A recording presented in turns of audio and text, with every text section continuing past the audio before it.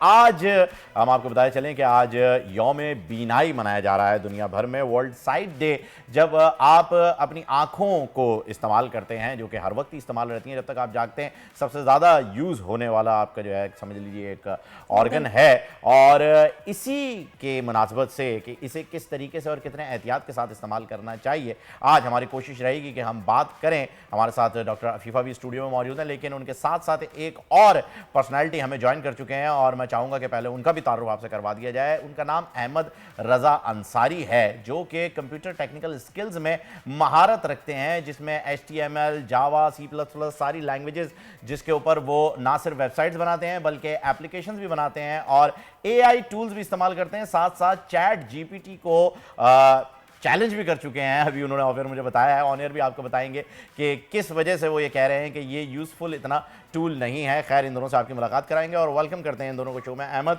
Welcome to the show. Afifa, doctor Afifa, आपको भी खुशामदीद show में। सबसे पहले मैं चाहूँगा कि अहमद से जो है वो ये बात शुरू की जाए, क्योंकि अहमद जो हैं वो हमारी तरह एक जो ये बनावटी आंखें हैं इनसे नहीं देख सकते, वो अपनी दिल की आंखों से देखते हैं और दिल की आंखों से जो शख्स देखता है वो दुनिया को बड़ा ही खूब देखता है नाज़रीन, क्योंकि उसे नज़र आती है हकीकत, हमें नज़र आता है दिखावा। तो ये हकीकत की दुनिया को जो अहमद देख रहे हैं और इसी हकीकत में ख़ुद को इन्होंने इतनी ज़बरदस्त स्किल्स के अंदर पिरोया है। अहमद, सबसे पहले तो मैं कहूँगा कि हमारे व्यूअर्स ये जानना चाहेंगे कि आप ये कोडिंग करते कैसे हैं? हम लोग ये कोडिंग बेसिकली टाइपिंग के थ्रू करते हैं। जिस तरीके से एक नॉर्मल प्रोग्रामर टाइपिंग करता है, उसी तरीके से हम लोग भी टाइपिंग के थ्रू ही बेसिकली कोडिंग करते हैं। और इसमें कोई वॉइस टाइपिंग या उसका यूज़ नहीं होता। हम अपनी टाइपिंग स्किल्स को इंक्रीज़ करते हैं और बेसिकली हम लोग जब कंप्यूटर लर्न करना स्टार्ट करते हैं तो सबसे पहले हम कीबोर्ड की कीज़ को याद करते हैं और उस पर अपना फोकस करते हैं कि हमें फिर अंदाज़ा हो जाता है कि कौन सी की किस की के साथ है, ताकि फिर हम ईजीली जो है वो टाइपिंग कर सकें और इस तरीके से हमारी टाइपिंग स्किल जो है वो इंक्रीज़ होती है और इस तरीके से हम इजीली टाइपिंग। अच्छा, वैसे अहमद, ये आपको शुरू से शौक था कि आपने IT फील्ड को ज्वाइन करना और इस तरफ आना है, या फिर कैसे रुझान पैदा हुआ इस तरफ? बेसिकली जब मेरे स्टार्टिंग से ये रहा कि मुझे जो एजुकेशन लेनी है वो बेसिकली एक नॉर्मल स्कूल में लेनी है, लेकिन मुझे स्पेशल स्कूल में एडमिशन नहीं लेना था। मैं नॉर्मल स्टूडेंट्स के साथ पढ़ना चाहता था। जब मैंने ये देखा कि कम्प्लीटली डिस्क्रिमिनेशन हो रहा है, तो मैंने इस चीज़ को नोटिस किया कि इस डिस्क्रिमिनेशन को ख़त्म करने का सबसे बड़ा ज़रिया है वो है टेक्नोलॉजी। क्योंकि टेक्नोलॉजी से दोनों रिलेट कर सकते हैं, जिनको नज़र आता है वो भी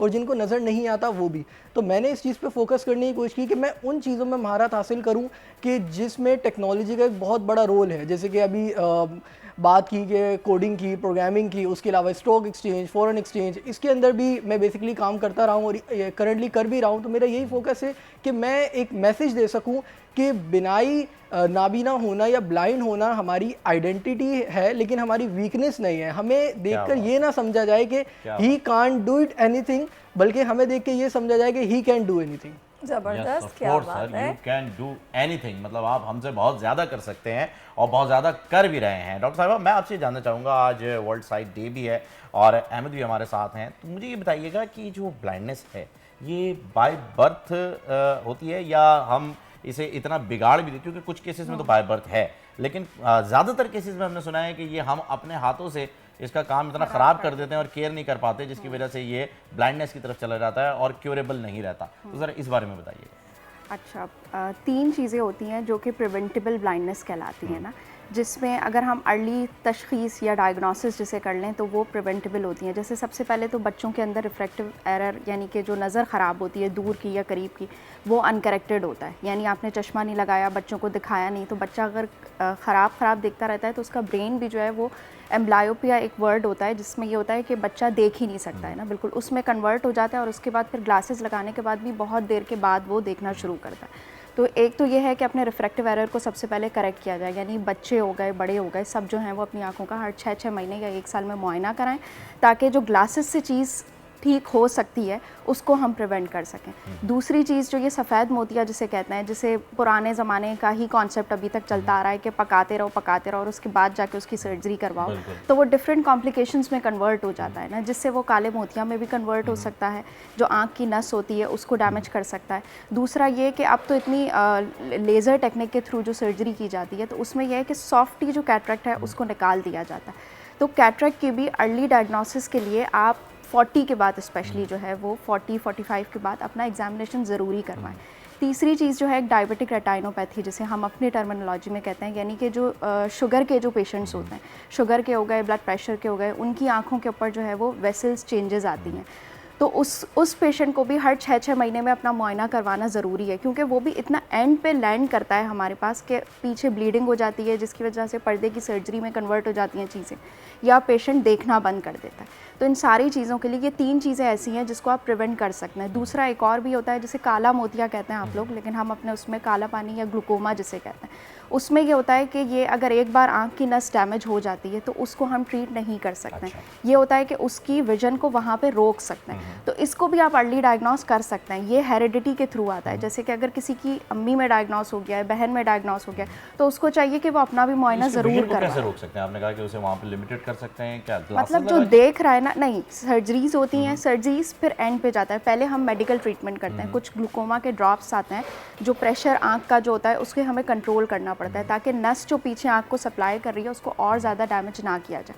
अब पेशेंट को पता भी नहीं चलता है, ग्लूकोमा जब स्टार्ट हो जाता है तो उसको कभी सर में दर्द रहता है या ग्लेयर से दिखता है, जैसे कि लाइट के अराउंड शेडोज़ दिखते हैं, लेकिन वो उसको इतना ज़्यादा लेता नहीं है, मतलब पेरिफेरल विजन पहले जाता है, सीरियस नहीं लेता। वो तब लैंड करता है जब बिल्कुल उसको टनल विजन में आना नजर होता है, और फिर हम उसको प्रिवेंट भी नहीं कर सकते। अच्छा, वैसे मैं यहाँ पर एक चीज़ सोच रही हूँ कि मैंने अक्सर लोगों से सुना है कि जिस तरह किसी का अगर हाइपरटेंशन का शिकार है, ब्लड प्रेशर बहुत हाई होता है, लोग उसके ट्रीटमेंट नहीं कराते, लोग इग्नोर करते हैं, नहीं करते उसको। बिल्कुल। और उसके बाद वो जब एकदम से अटैक करता है तो कुछ लोगों की एक आंख पे वो अटैक करता है कि उनको नजर आना उससे खत्म हो जाता है। ये चीज़ क्या होती है? वही मैं आपको बता रही थी ना कि जब पेशेंट का ब्लड प्रेशर बहुत बढ़ता है तो एक तो आंख के आगे ब्लीड हो जाता है, जो इतना बड़ा सा खून नज़र आ रहा होता है, इसके कि आंख में खून उतर आया, ये कहते हैं। पीछे पर्दे के ऊपर भी वेसल्स डायलेट होती हैं और वो रप्चर हो जाती हैं, तो पर्दे पे भी ब्लीड हो जाती है, तो पेशेंट का विजन बिल्कुल चला जाता है, यानी कि उसको सिर्फ या तो उंगलियां गिनते हुए नजर आएगा। इसका मतलब है शुगर, ब्लड प्रेशर, मैंने बोला ना कि शुगर और ब्लड प्रेशर दोनों में आपको हर 6 मंथ में अपना एग्जामिनेशन कराना चाहिए।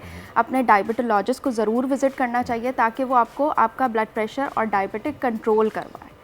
और आई स्पेशलिस्ट को भी फंडोस्कोपी या पर्दे का मुआयना जिसे हम कहते हैं वो ज़रूर करवाना चाहिए। जैसे कि मैं स्पैक्स यूज़ करता हूँ, तो जितने भी लोग करते हैं जिनके आई साइट वीक हैं, तो हम यूजुअली 6 महीने बाद ऐसे ही चले जाते हैं कि यार ज़रा चेक कर लें डॉक्टर साहब कि कुछ गड़बड़ तो नहीं हो रही, क्योंकि ऐसा मानना है, हमारे डॉक्टर्स का भी कहना है कि यार 6 महीने बाद आके आप चेक करवा लिया करें कि अगर कुछ गड़बड़ ना हो। करवाइए, जो स्कूल गोइंग उनका बढ़ता हुआ नंबर होता है, उनको आप एंड में नहीं लेके आएंगे जब वो बच्चा कंप्लेन कर रहा है कि मुझे सर में दर्द हो रहा है या मुझे बोर्ड ब्लड नजर आता है, क्योंकि छोटे छोटे बच्चे आजकल एक तो फ़ोन बहुत यूज़ करते हैं, उसकी वजह से मायोपिक शिफ्ट बहुत बढ़ रहा है, यानी दूर की निगाह बहुत कमज़ोर हो रही है बच्चों की।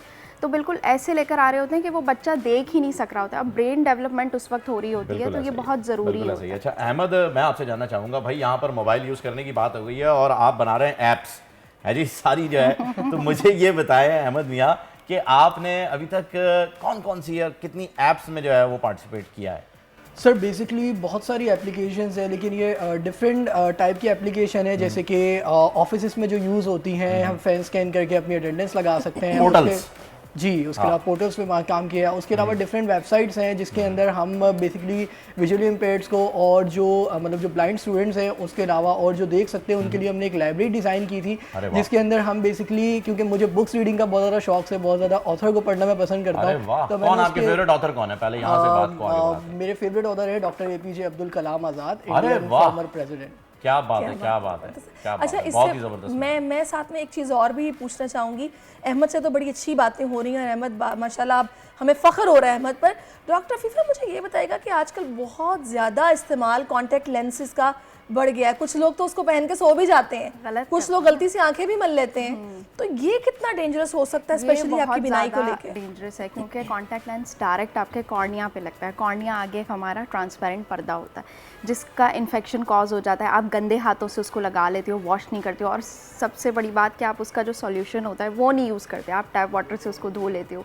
पता नहीं क्या क्या मैंने तो अपने क्लिनिक में सुना है कि टैप वाटर से, सलाइवा से, और रात में पहन के सो जाते हैं, तो ऑक्सीजन कॉर्निया को मिलती नहीं है, ऑब्वियसली इन्फेक्शन प्रोन हो जाता है और उससे ये कॉर्निया कभी कभी बिल्कुल वाइट हो जाता है, तो ये भी ब्लाइंडनेस में कन्वर्ट हो जाता है। फिर उसके बाद हम कॉर्निया ट्रांसप्लांट कर सकते हैं, लेकिन आप क्यों इतनी छोटी चीज़ करके इतनी लंबी उस पर जाए ना। हाँ, तो इतना आर्टिफिशियल आपको क्या ज़रूरत है कि आप वो वाले अंग्रेज़ बने जिनकी आंखें नीली नीली हों, बिलियाँ बिलियाँ हों, क्या ज़रूरत है भाई आपको इतना आर्टिफिशियली बनने की। अहमद, मैं चाहूँगा कि आप जाते जाते, आप बहुत ही ज़बरदस्त इंस्पिरेशन है पूरी आवाम के लिए, हमारे व्यूअर्स के लिए, नाजरीन के लिए, स्पेशली मेरे लिए तो बहुत ही ज़्यादा है। मैं चाहूँगा कि जो आप जैसे लोग हैं, समझ लीजिए जिस्मानी तौर पर जो आपकी तरह हैं, उन्हें क्या पैगाम देना चाहेंगे कि हिम्मत हार दें या आपकी तरह लगे रहें?